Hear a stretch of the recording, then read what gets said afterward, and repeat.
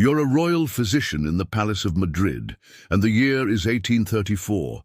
The king is dead, but your work isn't finished. You've been summoned to the private chambers of the late Ferdinand VII for a task so bizarre, so unprecedented, that you question your own sanity.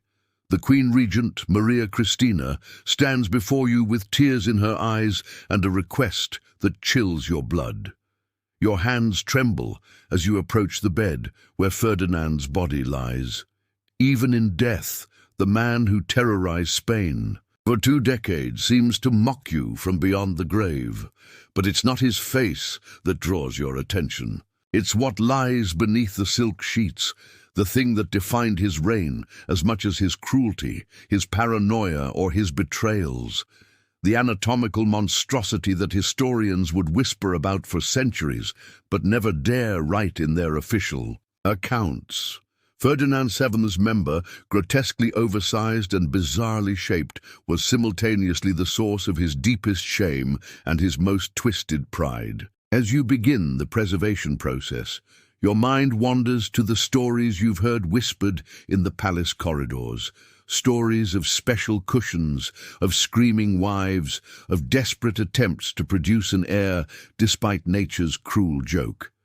You realize you're not just preserving flesh and blood. You're preserving the physical embodiment of a reign that was itself deformed, oversized, and ultimately destructive to everything it touched. Before diving into these forgotten stories of survival and suffering, if you enjoy learning about the hidden truths of history, consider hitting that like button and subscribing for more content like this. Please comment below to let me know where you're listening from. I find it incredible that we're exploring these ancient stories together from different parts of the world, connected across time and space by our shared curiosity about the past. 2. Understand Ferdinand VII. You must first understand that he was born cursed, not by witchcraft or divine wrath, but by the poisonous legacy of centuries of royal inbreeding. The Spanish Habsburgs and Bourbons had spent generations marrying cousins to cousins, uncles to nieces, creating a genetic nightmare that manifested in everything from mental instability to physical deformities. Ferdinand emerged from this toxic bloodline like a living embodiment of royal decay. Born at El Escorial Palace on October 14, 1784, he was the product of Charles IV and Maria Luisa of Parma, a couple whose own marriage was an arrangement between first cousins. The genetic lottery had been rigged from the start, and Ferdinand would pay the price in the most intimate and humiliating way possible. As he grew from child to adolescent, it became clear that nature had played a particularly cruel joke on the future King of Spain. His member began developing in ways that defied medical understanding. By his teenage years, court physicians were already whispering about the royal anomaly, a penis so massive and strangely shaped that it seemed almost alien in its proportions. Contemporary medical records, hidden away in Vatican archives for centuries, describe Ferdinand's endowment in clinical terms that nonetheless convey the horror of his condition.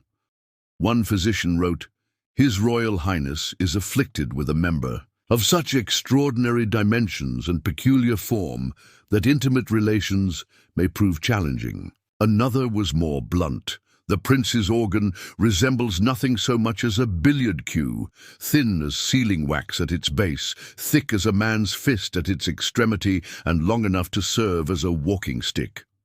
The psychological impact on young Ferdinand was devastating. In an era when male anatomy was judged by classical Greek standards, where smaller was considered more refined and aristocratic, Ferdinand's massive member marked him as a freak of nature. The very thing that modern men might envy became a source of profound shame for the future King of Spain. Ferdinand's childhood was a masterclass in dysfunction that would have broken a stronger man and instead forged a tyrant. His father, Charles IV, was weak-willed and preferred hunting to ruling.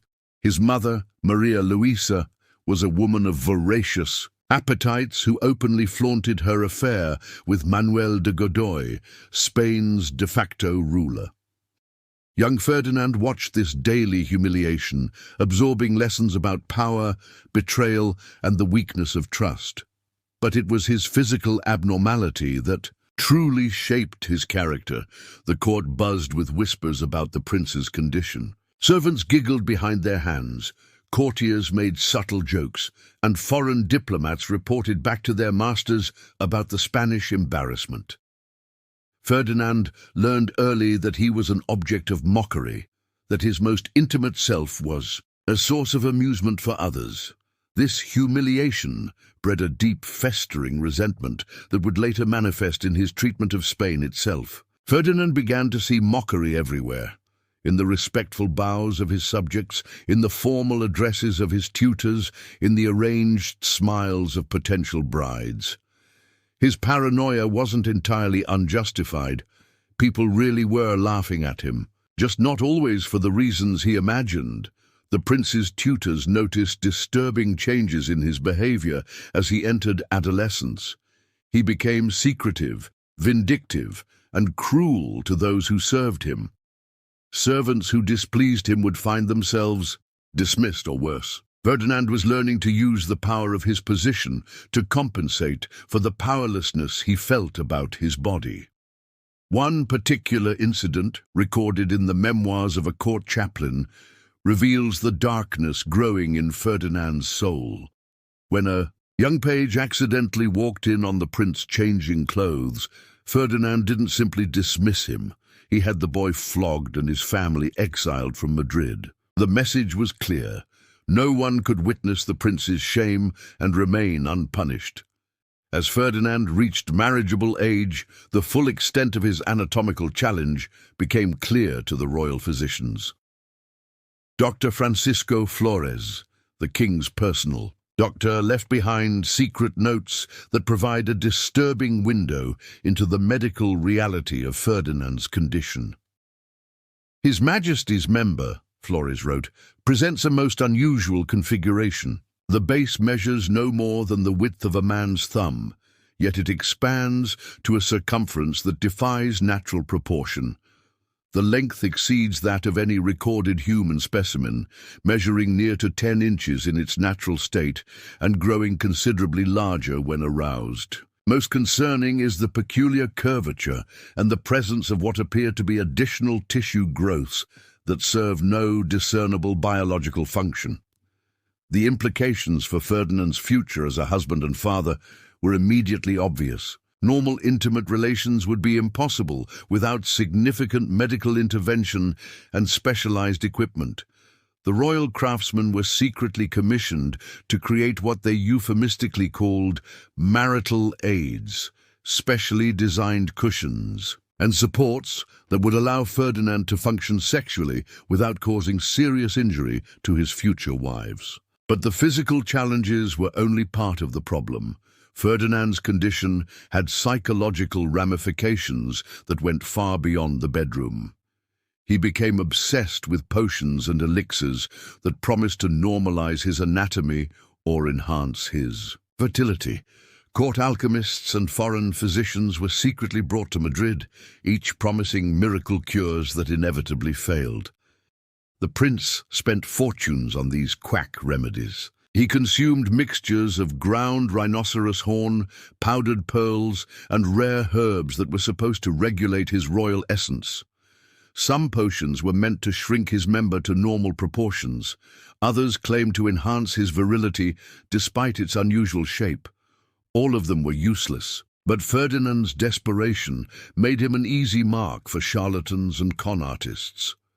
In 1802, Ferdinand married his first cousin, Princess Maria Antonia of Naples and Sicily.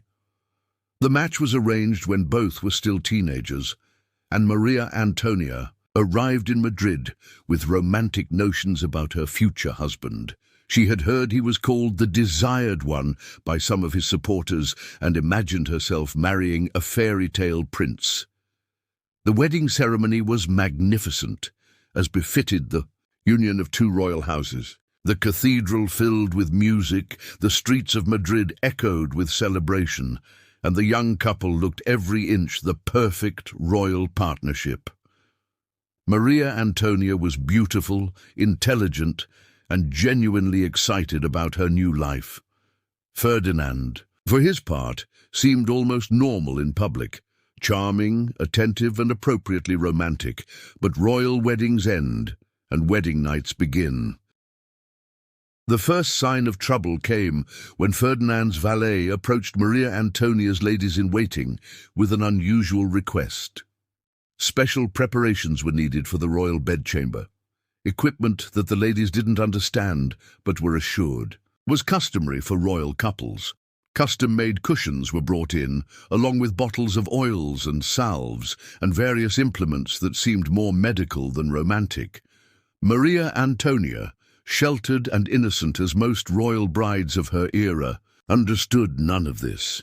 Her education had been strictly religious, focusing on languages, music, and courtly etiquette. The basic facts of married life had been explained to her in the vaguest possible terms by nervous older women who themselves knew little about the specific challenges she was about to face.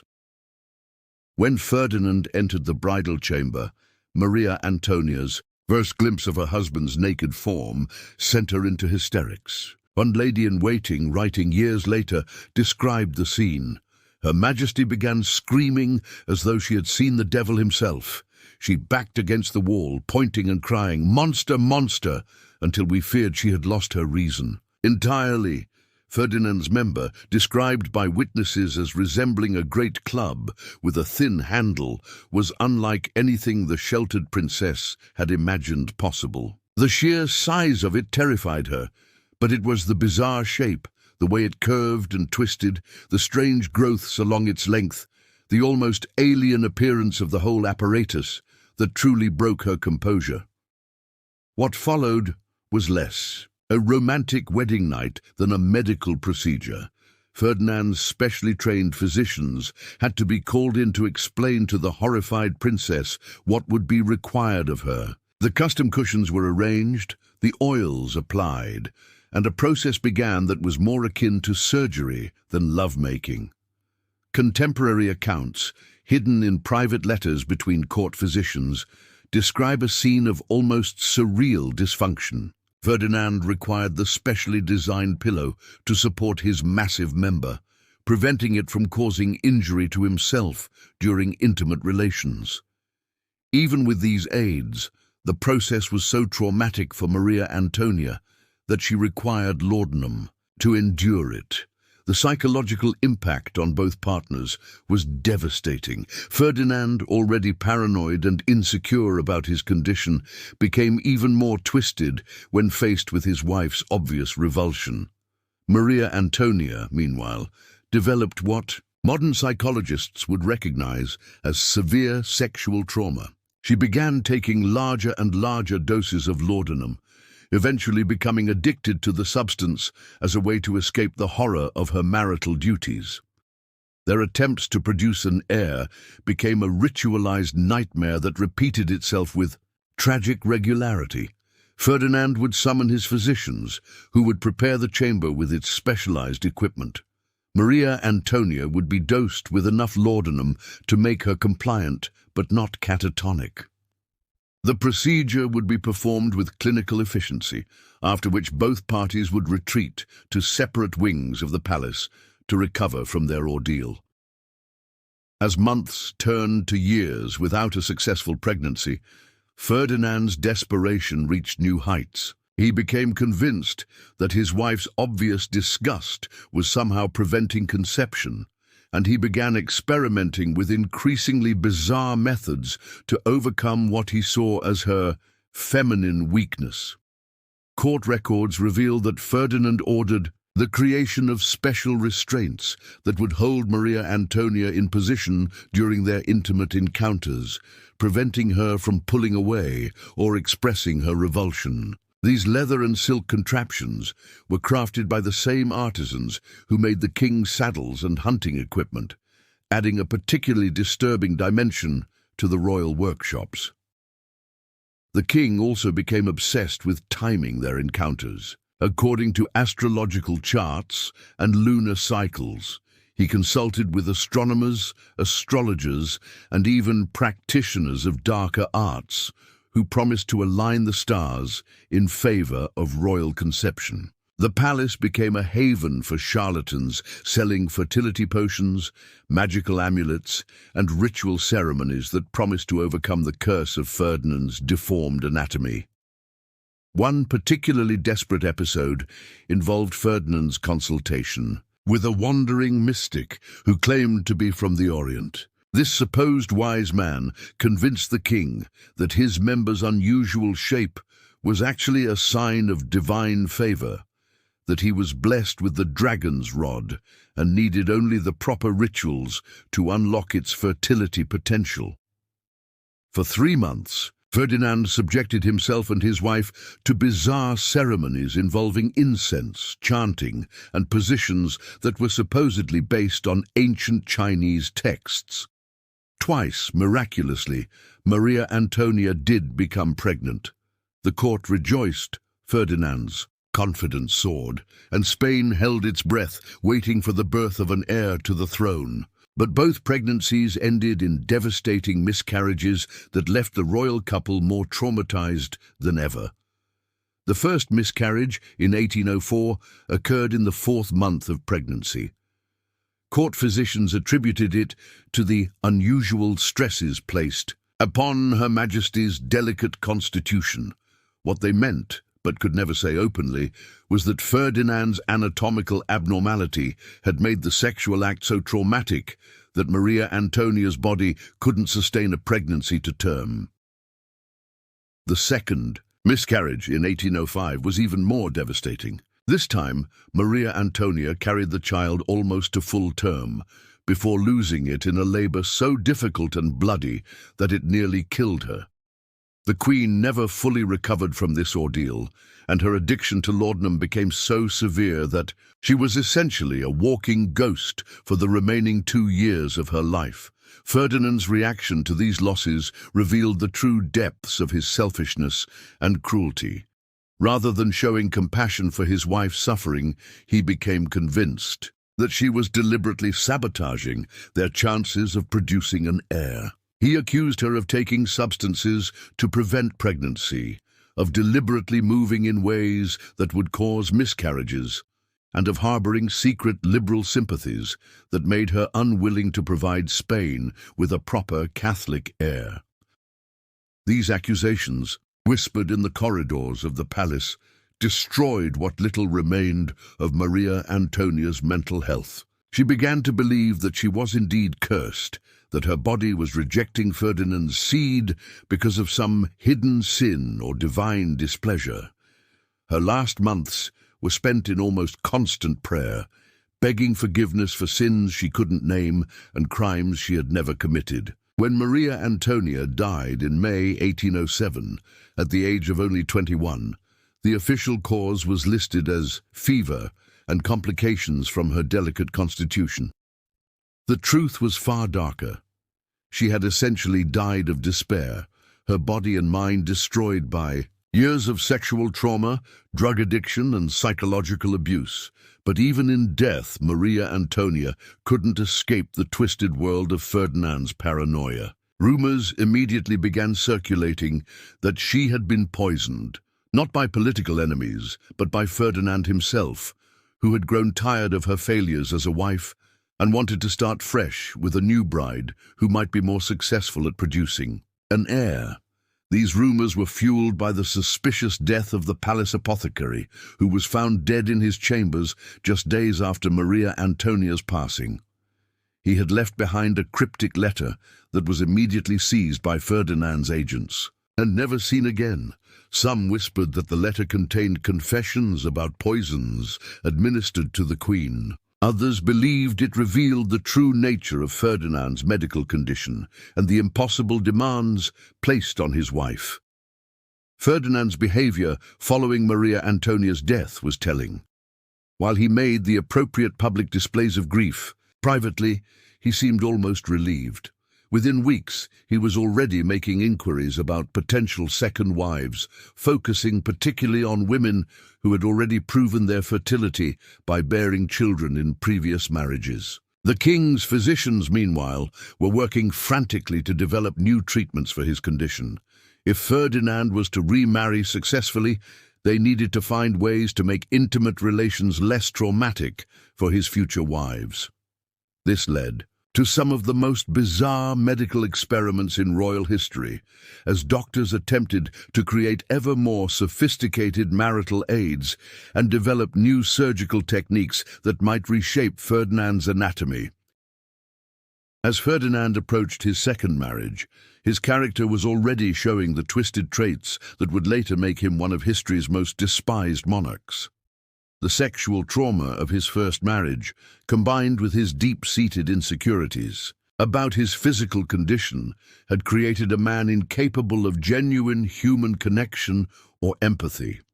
Ferdinand had learned to see other people not as individuals with their own feelings and needs, but as tools to be used for his pleasure or obstacles to be eliminated. His first wife had been a tool that failed to function properly and had to be discarded. His subjects were tools for maintaining his power and feeding his ego. Anyone who opposed him was an obstacle that needed to be destroyed. The prince's interactions with the palace staff revealed his growing sadism. He began testing the limits of his power by issuing increasingly arbitrary and cruel orders. Servants who accidentally glimpsed his naked form were not just dismissed, but often disappeared entirely. Guards who failed to maintain absolute secrecy about the royal chambers found themselves assigned to the most dangerous frontier postings in Spain's crumbling empire. Ferdinand also developed an obsession with the idea that people were constantly mocking him behind his back. This wasn't entirely paranoid. People really were talking about his condition, but Ferdinand's response was disproportionate and increasingly violent. He began maintaining lists of suspected mockers and planning elaborate revenge scenarios that he would implement once he had the power to do so. By 1807, Ferdinand had become the center of a complex conspiracy involving some of Spain's most powerful nobles and military officers. These men saw the prince as their vehicle for overthrowing the weak government of Charles IV and his despised minister Manuel de Godoy. What they didn't understand was that they were allying themselves with a man whose sexual dysfunction had created a personality disorder that would ultimately prove more dangerous than the incompetence they sought to replace. The conspirators, called the Fernandinos, worked tirelessly to build Ferdinand's reputation as El Deseado, the desired one. They spread propaganda about his intelligence, his patriotism, and his potential as a reformist king who would restore Spain to its former greatness. What they carefully concealed was their growing awareness of Ferdinand's psychological instability and his increasingly disturbing behavior toward anyone who crossed him.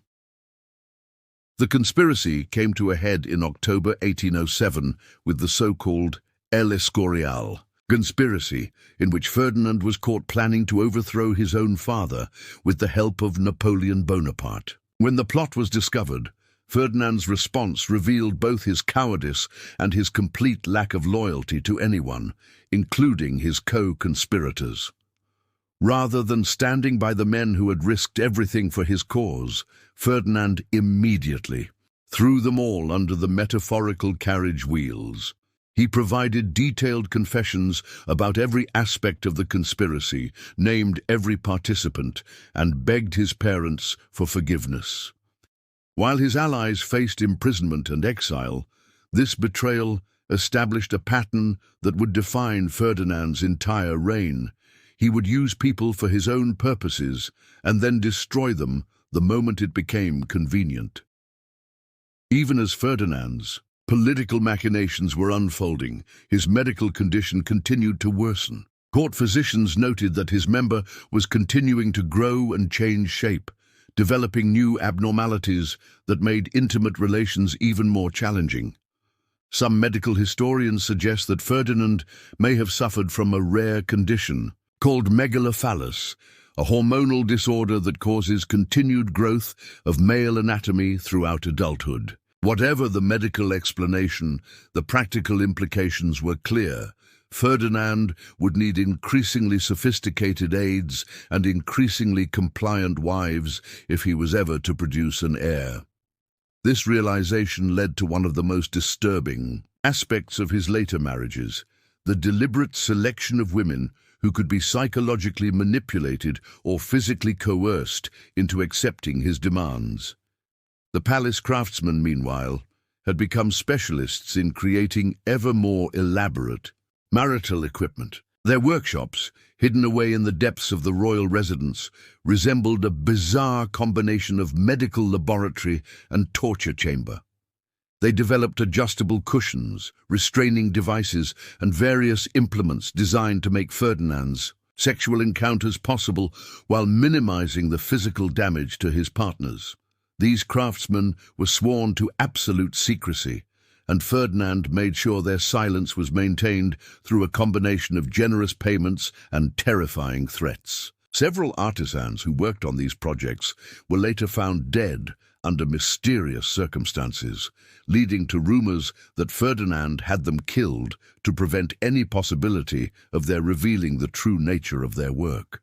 When Napoleon invaded Spain in 1808 and forced Ferdinand to abdicate, the future king found himself in a uniquely humiliating position. Not only had he lost his throne, but he was now a prisoner whose captor was undoubtedly aware of his shameful medical condition. French intelligence had extensive files on the Spanish royal family, and Ferdinand's anatomical abnormality was certainly among the information they had gathered. Ferdinand's 6 years of captivity at the Château de Valençay were marked by continued medical experimentation as French physicians studied his condition with scientific curiosity. These doctors, freed from the constraints of royal protocol that had limited their Spanish colleagues, conducted examinations and treatments that bordered on torture in their thoroughness. The French medical reports, discovered in Napoleonic archives centuries later, provide the most detailed clinical description of Ferdinand's condition ever recorded. They describe a sexual organ so large and misshapen that it seemed to belong to a creature from mythology, rather than a human king.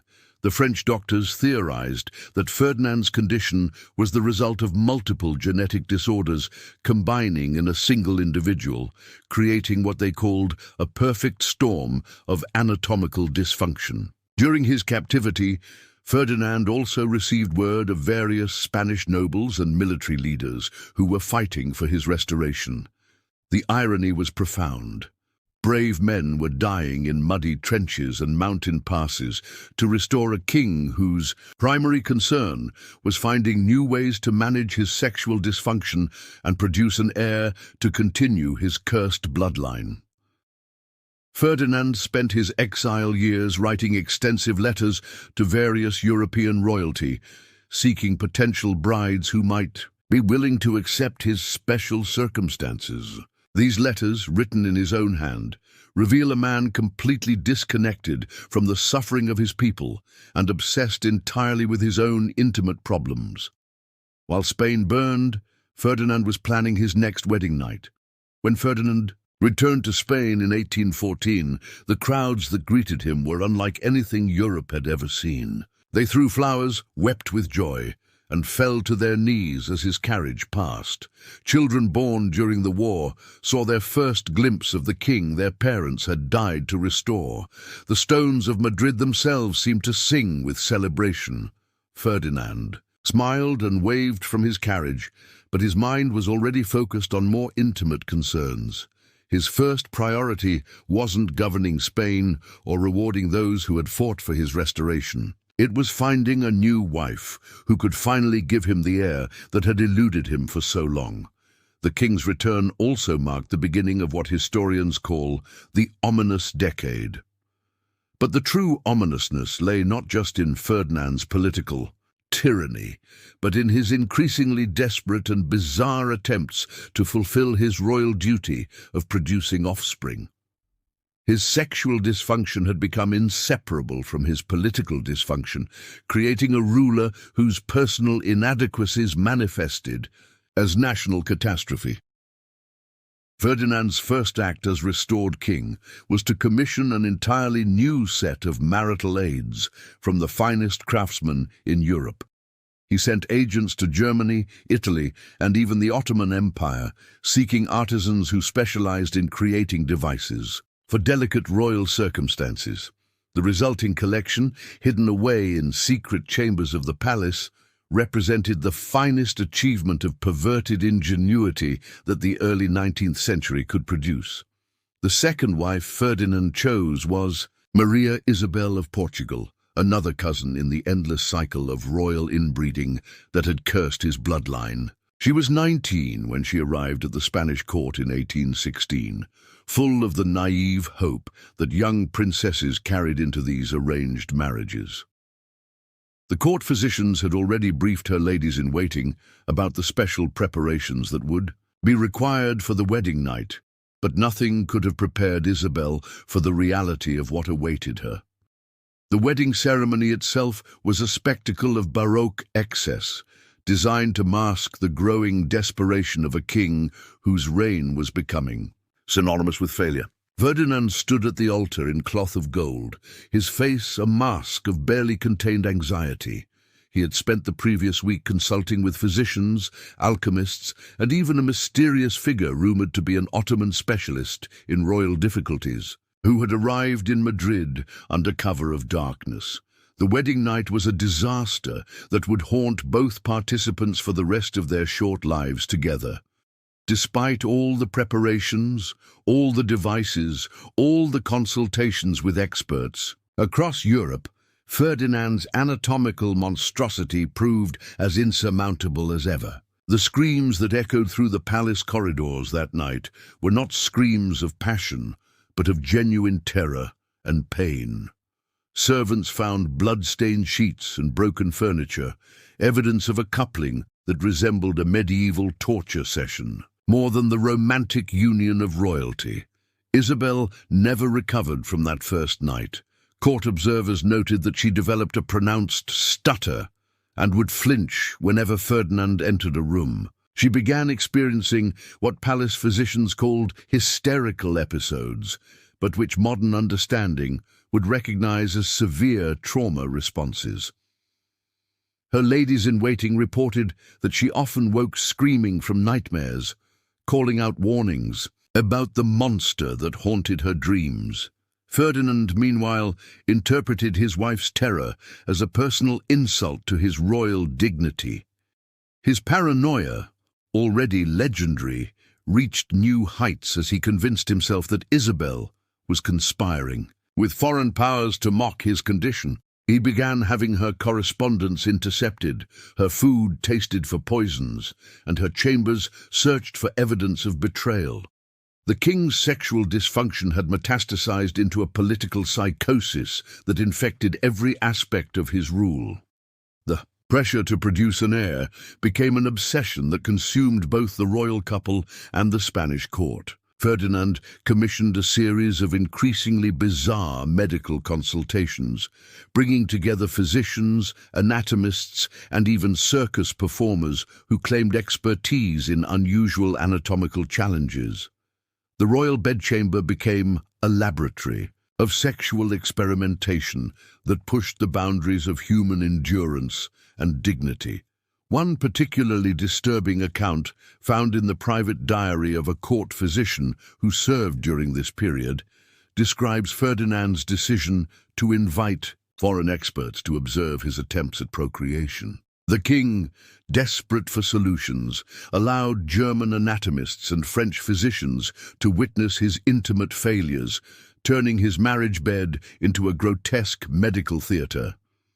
These observers took detailed notes and made sketches that were later circulated among European medical schools, making Ferdinand's sexual dysfunction a subject of academic study across the continent.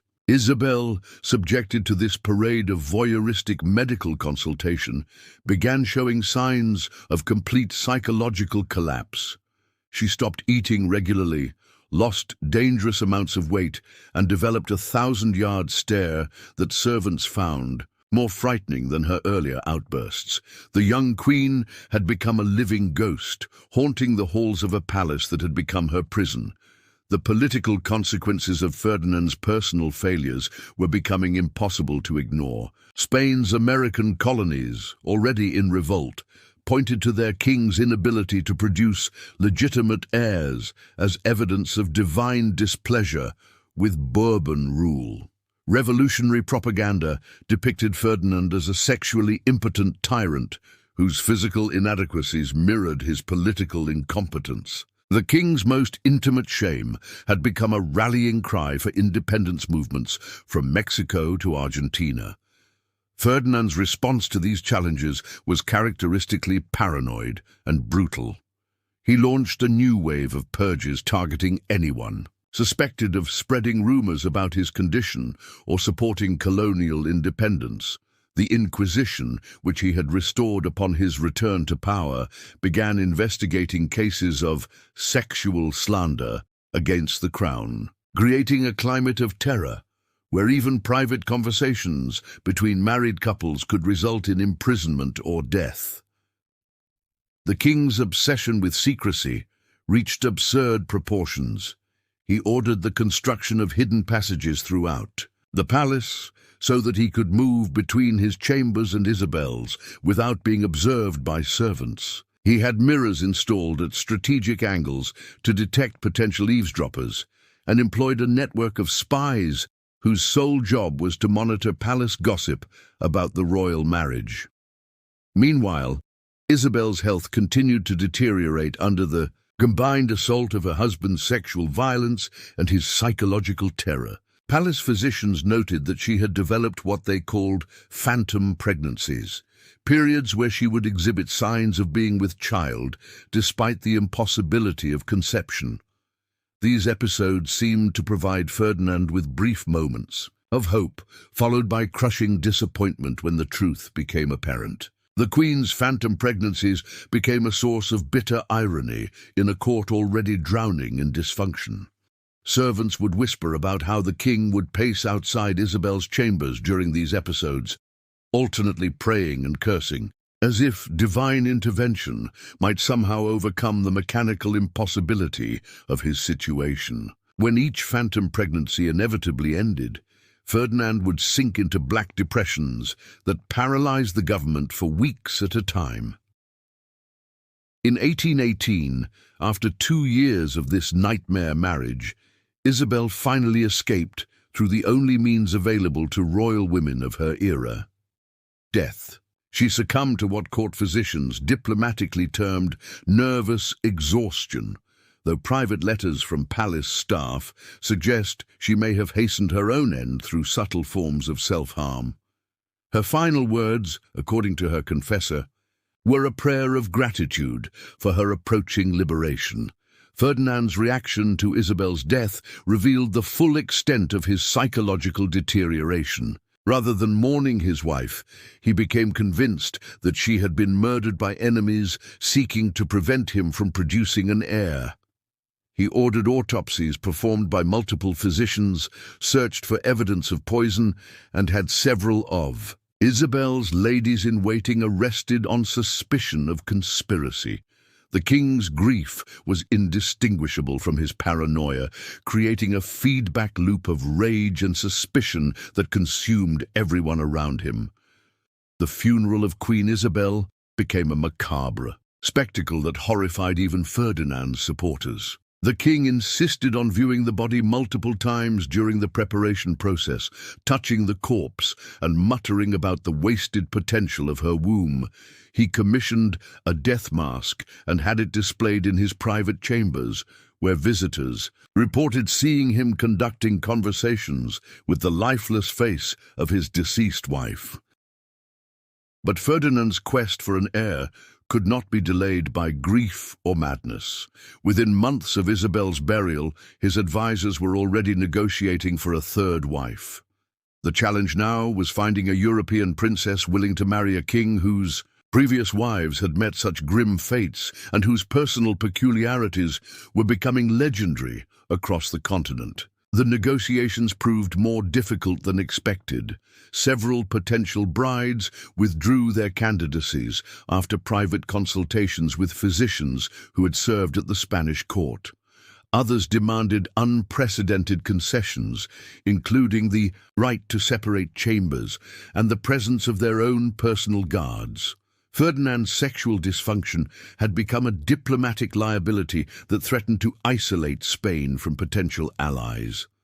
Eventually, the king's agents found Maria Josepha Amalia of Saxony, a Saxon princess whose family's desperate financial situation made them willing to overlook Ferdinand's notorious reputation. Maria Josepha was 24 when she arrived in Madrid in 1819, older and more worldly than Isabel had been, but she carried the same doomed hope that had characterized her predecessor's arrival.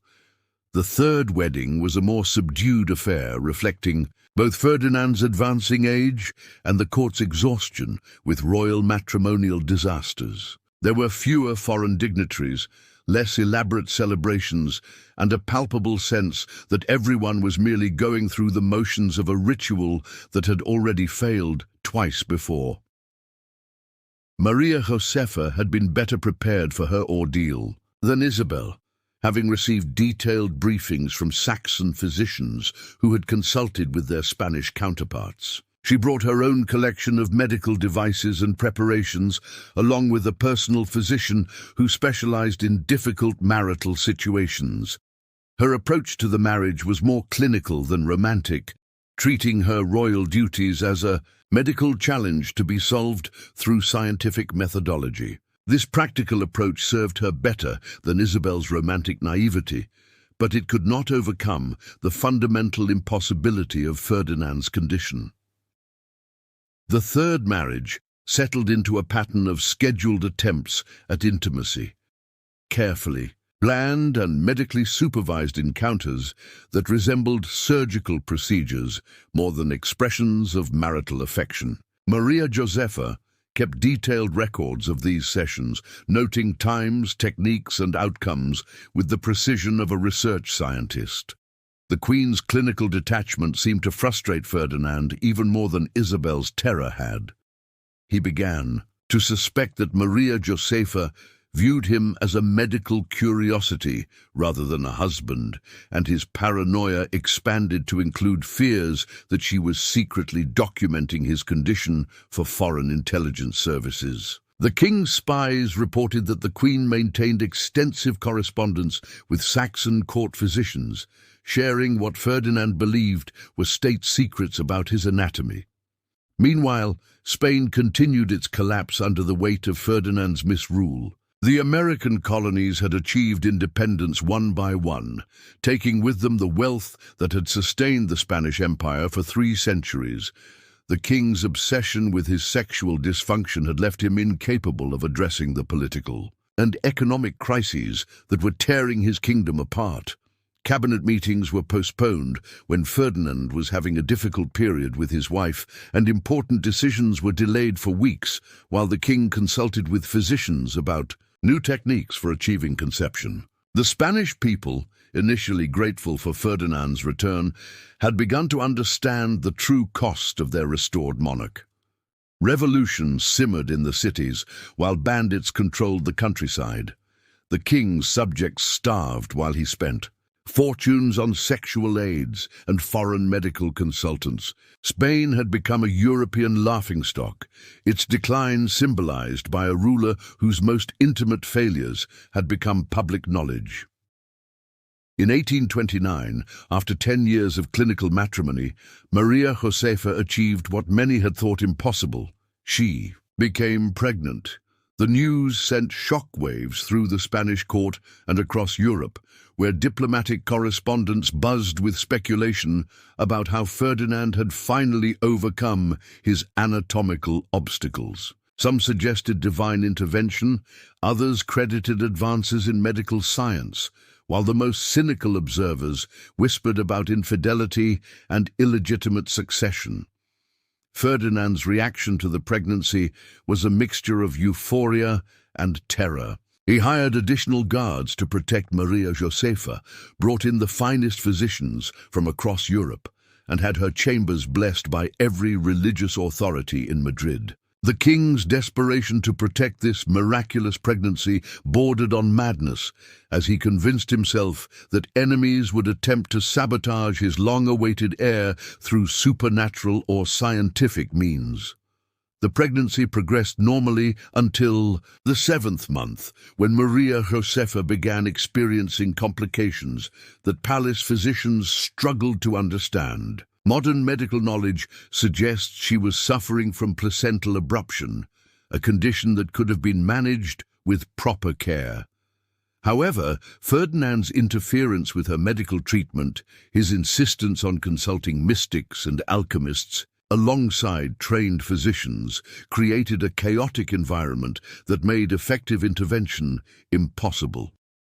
On May 18th, 1829, Maria Josefa went into premature labor. The delivery was a horror that traumatized everyone present, as Ferdinand insisted on personally supervising the proceedings, despite having no medical knowledge whatsoever. The baby, a daughter, lived for only a few hours before succumbing to the complications of premature birth. Maria Josefa survived the delivery but never recovered her strength, dying 3 weeks later from what physicians termed childbed fever, but which was more likely a combination of infection and despair. Ferdinand's reaction to this double tragedy revealed the complete breakdown of his sanity. He refused to allow either body to be buried, insisting that court physicians continue attempting to revive both mother and child through increasingly bizarre means. For nearly a week, the palace was filled with the stench of decay, as the king denied the reality of his losses and demanded that his medical staff perform impossible resurrections. When Ferdinand finally accepted that his wife and daughter were dead, he fell into a depression so profound that courtiers feared for his life. He stopped eating, refused to see advisors, and spent his days staring at the death masks he had commissioned for all 3 of his wives. The king had become a living ghost, haunting his own palace while Spain crumbled around him. But fate had one final cruel joke to play on Ferdinand VII. In 1829, at the age of 45, the king, who had spent decades unable to produce a living heir, suddenly found himself facing an unexpected 4th marriage. His advisors, desperate to provide stability for a collapsing kingdom, had identified Maria Cristina of Naples as a potential bride. What they didn't tell Ferdinand until after the marriage negotiations were complete was that Maria Cristina was already pregnant by another man when she arrived in Madrid. The 4th wedding, conducted in 1829, was a farcical affair that fooled no one. Maria Cristina was visibly pregnant when she walked down the aisle, carrying a child that could not possibly be Ferdinand's. The king, however, was so desperate for an heir that he willingly accepted this obvious deception, convinced that divine providence had finally answered his prayers through unconventional means. The birth of Isabella II in 1830 should have marked the culmination of Ferdinand's quest for succession, but instead it became the source of new anxieties. The king knew the child was not biologically his, yet he had to maintain the fiction of legitimacy to preserve his dynasty. His relationship with Maria Cristina was built on mutual deception. She pretended to respect him, while he pretended to believe her child was his own. But Ferdinand's quest for an heir could not be delayed by grief or madness. Within months of Isabel's burial, his advisors were already negotiating for a 3rd wife. The challenge now was finding a European princess willing to marry a king whose previous wives had met such grim fates and whose personal peculiarities were becoming legendary across the continent.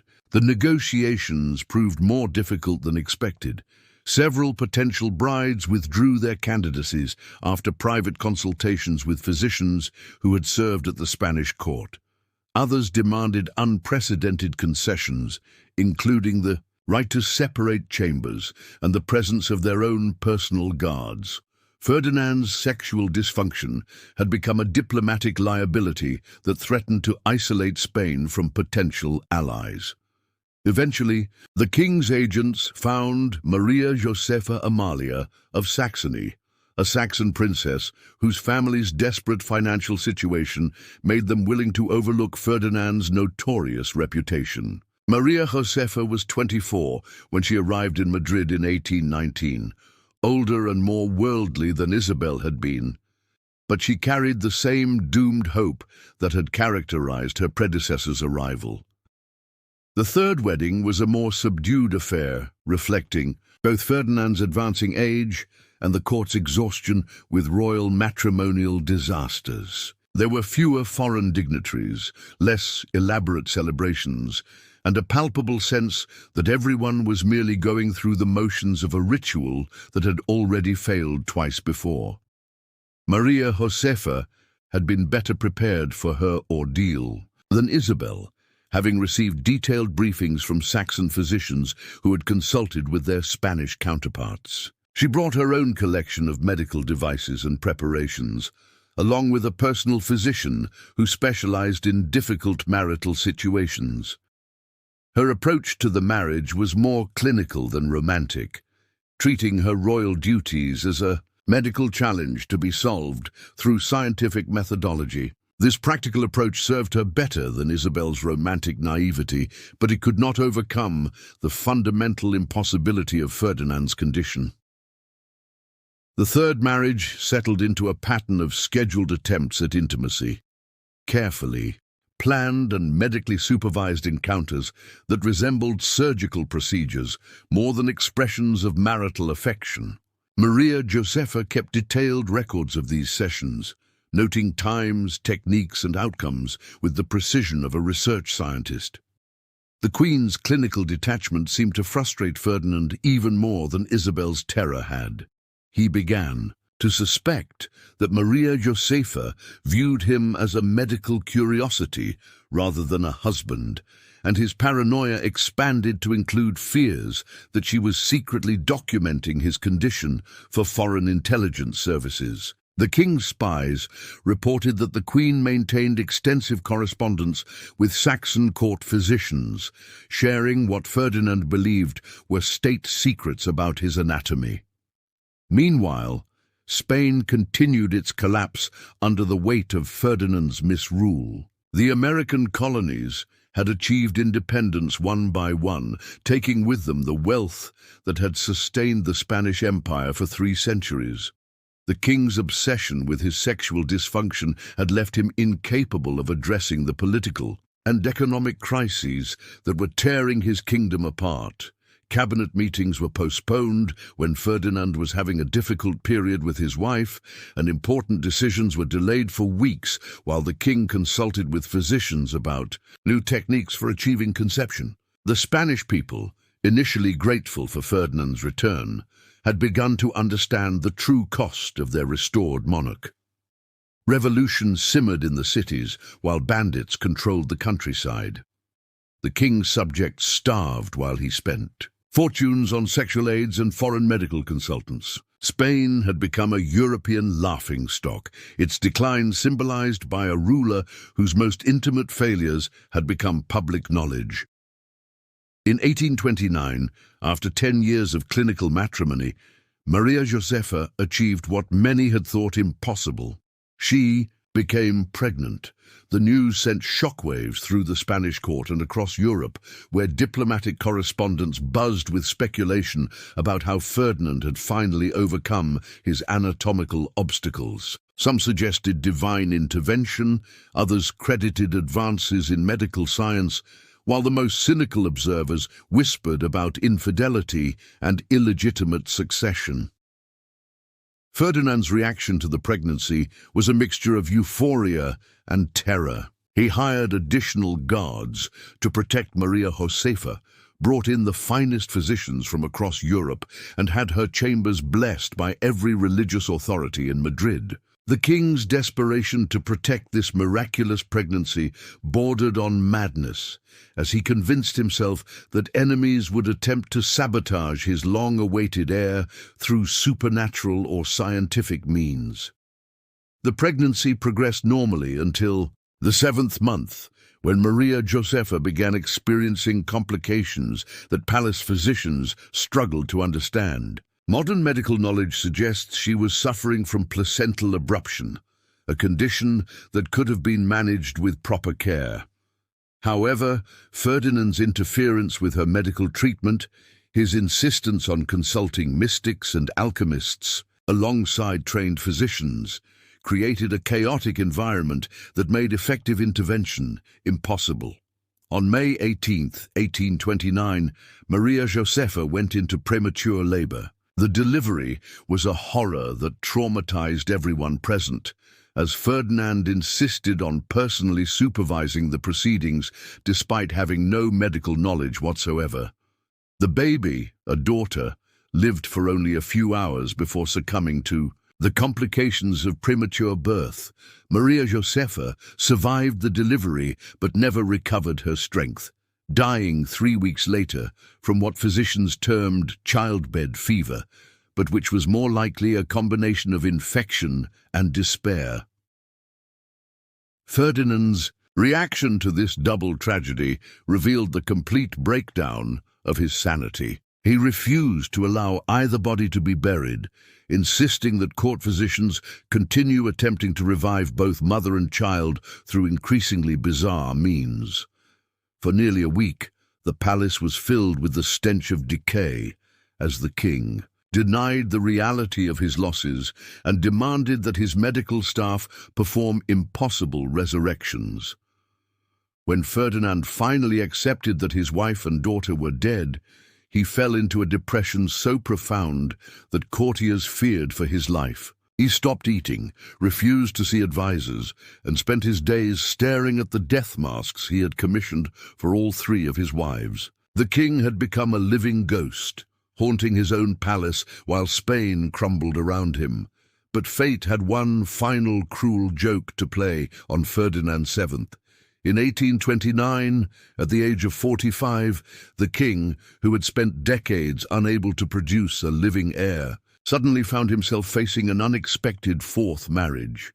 His advisors, desperate to provide stability for a collapsing kingdom, had identified Maria Cristina of Naples as a potential bride. What they didn't tell Ferdinand until after the marriage negotiations were complete was that Maria Cristina was already pregnant by another man when she arrived in Madrid. The 4th wedding, conducted in 1829, was a farcical affair that fooled no one. Maria Cristina was visibly pregnant when she walked down the aisle, carrying a child that could not possibly be Ferdinand's.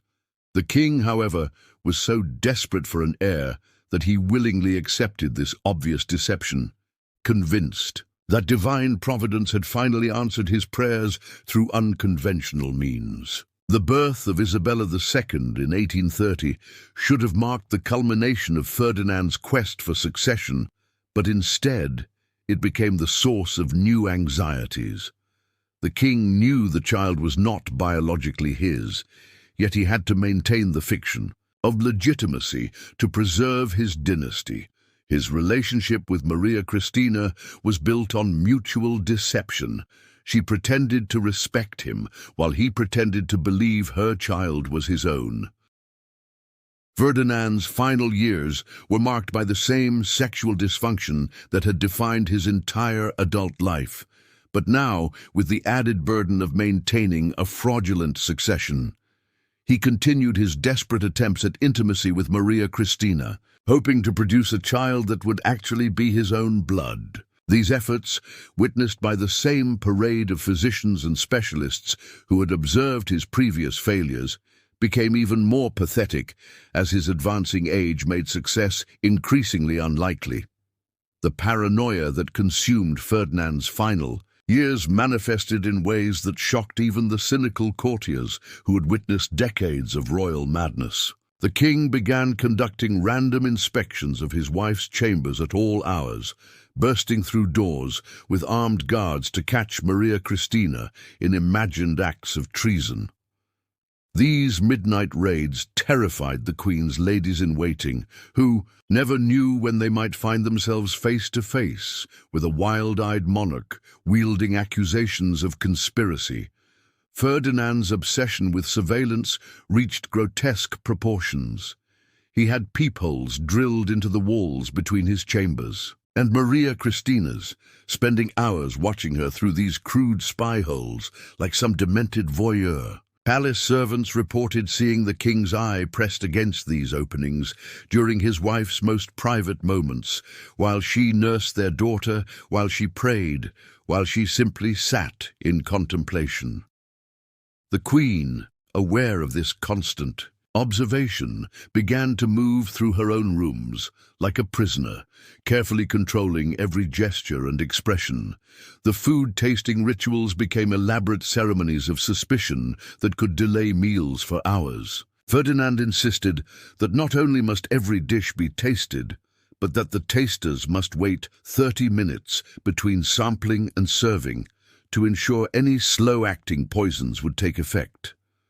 The king watched these unfortunate servants with the intensity of a hawk studying prey, searching their faces for any sign of distress that might indicate contamination. Several tasters collapsed from nervous exhaustion under this constant scrutiny, which only reinforced Ferdinand's belief that assassination attempts were imminent. Maria Cristina, trapped in this web of suspicion, began showing signs of the same psychological deterioration that had claimed Ferdinand's previous wives. Her letters to her family in Naples, intercepted and read by the king's spies, revealed a woman slowly losing her grip on sanity. She wrote of feeling constantly watched, of jumping at shadows, of finding herself unable to trust even her own servants. The Queen described her life as existing in a glass cage where every breath is monitored for signs of rebellion. The king's paranoia extended beyond his immediate family to encompass the entire court structure. He began rotating his personal guards daily, convinced that prolonged service would lead to corruption by enemy agents. Cabinet ministers found themselves subjected to loyalty tests that bordered on the absurd. Ferdinand would make contradictory statements in private meetings to see if ministers would correct him, interpreting any contradiction as evidence of treasonous intentions. The Spanish court, once the envy of Europe for its sophisticated etiquette and cultural refinement, devolved into a bizarre theater of mutual surveillance. Courtiers learned to speak in coded language, to avoid direct eye contact with the king, and to carry themselves with the careful neutrality of diplomats in enemy territory. Conversations were conducted in whispers, relationships were formed, and dissolved based on perceived loyalty to competing factions, and everyone understood that a careless word could result in imprisonment or exile. Ferdinand's relationship with his infant daughter Isabella became another source of pathological anxiety. Despite knowing she was not his biological child, he simultaneously loved her as his heir and resented her as evidence of his sexual failure. The king would spend hours staring at the baby, searching her features for signs of resemblance to himself or to possible fathers. He commissioned artists to create detailed portraits of Isabella at various stages of infancy, comparing these images to paintings of himself and Maria Cristina's previous lovers. The question of Isabella's paternity tormented Ferdinand with particular intensity because it represented the ultimate triumph of his sexual dysfunction. Here was a child who would inherit his throne precisely because he had been unable to produce legitimate offspring. The irony was not lost on him that his greatest political success, securing the succession, was simultaneously his most profound personal failure. This contradiction ate at him like acid, poisoning his few moments of happiness with his daughter. Ferdinand began consulting genealogists and physiognomists, hoping to find scientific proof of Isabella's legitimacy that would quiet his doubts. These experts, well aware of the dangerous nature of their task, provided carefully ambiguous opinions that could be interpreted as supporting whatever conclusion the king preferred. Their written reports, preserved in palace archives, reveal the desperate creativity of scholars trying to satisfy an impossible royal demand while preserving their own lives. The king's efforts to control his wife's behavior became increasingly elaborate and invasive. He assigned specific servants to monitor Maria Christina's correspondence, requiring them to report not only the content of her letters, but also her facial expressions while writing them. Ferdinand demanded detailed accounts of the Queen's daily activities, including how long she spent in prayer, what books she read, and which courtiers she spoke with during public appearances. Maria Christina's attempts to maintain some semblance of normal royal life under this scrutiny required tremendous psychological strength. She learned to compartmentalize her emotions, presenting a serene public face while privately struggling with the constant pressure of observation. Her personal diary, discovered centuries later hidden behind a false wall in her chambers, reveals the toll this surveillance took on her mental health. She wrote of feeling like an actress who must never break character, even in my dreams. The international implications of Ferdinand's paranoia began affecting Spain's diplomatic relationships. Foreign ambassadors reported back to their governments about the king's erratic behavior and the instability of his court. Marriage negotiations for European alliances stalled as potential partners questioned whether Spain could honor long-term commitments under such unpredictable leadership. Ferdinand's personal dysfunction was becoming a matter of international concern. The king's obsession with discovering assassination plots led him to see conspiracies in the most innocent activities. When Maria Christina requested permission to redecorate her chambers, Ferdinand interpreted this as an attempt to create hiding places for weapons or poison. When courtiers complimented the Queen's appearance, the king wondered if they were using coded language to communicate treasonous messages. Even religious observances became suspect. Ferdinand questioned whether Maria Christina's increased devotions were genuine piety or secret communications with foreign Catholic powers. The economic cost of Ferdinand's paranoia was staggering. The crown spent enormous sums on security measures, spy networks, and loyalty investigations, while Spain's treasury emptied and its people suffered. The king commissioned the construction of secret passages throughout the palace, installed elaborate alarm systems, and maintained multiple sets of food tasters, guards, and servants to ensure no single group could coordinate against him. These expenses drained resources that might have been used to address Spain's mounting financial crisis. Ferdinand's health began deteriorating under the constant stress of maintaining his surveillance state. Palace physicians noted that the king suffered from chronic insomnia, digestive problems, and what they termed nervous agitation. His paranoia had created a feedback loop where his fears generated behaviors that justified more fears, trapping him in an ever-escalating cycle of suspicion and anxiety. The king's relationships with his remaining family members became casualties of his deteriorating mental state. He began to suspect even his closest relatives of plotting against him, interpreting normal family interactions as potential threats. Birthday celebrations became tense affairs, where Ferdinand watched for signs of conspiracy in the arrangement of flowers or the selection of gifts. Even his brother Don Carlos, who had supported him through previous crises, found himself subjected to investigation and surveillance. Maria Christina's efforts to shield their daughter from Ferdinand's paranoia became a source of additional conflict. The king interpreted the queen's protective instincts as evidence that she was preparing Isabella for rule by foreign powers. When Maria Cristina requested private time with her daughter, Ferdinand wondered what treasonous ideas she might be implanting in the child's mind. The simple act of maternal bonding became another front in the king's imaginary war against conspiracy. The servants who worked most closely with the royal family found themselves in impossible positions. They were expected to provide detailed reports on the Queen's activities while maintaining the appearance of loyal service. Many developed nervous conditions under this pressure, creating a staff turnover rate that further destabilized the court. New servants, unfamiliar with the complex loyalties and expectations of their positions, often inadvertently triggered Ferdinand's suspicions through innocent mistakes.